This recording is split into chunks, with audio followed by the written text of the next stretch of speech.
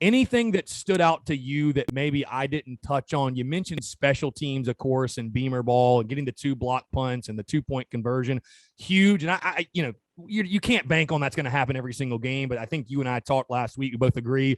I mean, what it looked like to me is South Carolina is going to have one of, if not the best, most well-coached special teams unit in all of college football, with Shane Beamer and Pete Limbo leading the way. But again, you win 46-0. There's a lot of positives. I've cautioned fans. I'm sure you would as well. There's going to be new tests because EIU is the worst team you play all season. You really can't draw hard conclusions from that game. But I think you accomplished all of the goals, Alex, that you set out for week 1. You got the Shane Beamer era started on a positive note. You won, obviously, and your team has something to feel good about. A lot of guys played and played really well. And again, you're going to need that confidence as you go on the road in week 2. But anything else that maybe we didn't touch on that you would say, were some big takeaways or just things that stood out to you from that season opening win?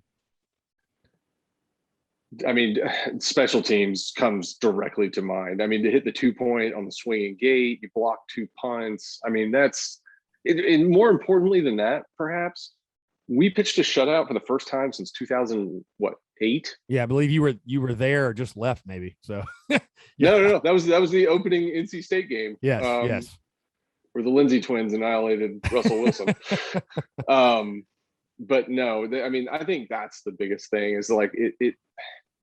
Look, you were never in any danger of blowing this game, but what it really serves a purpose to do is get, a lot of those inexperienced guys live game action and to build that confidence. So next week, when you go on the road to ECU and you face a much stiffer test, you got game experience behind you that says, hey, I can do this because I did it back here.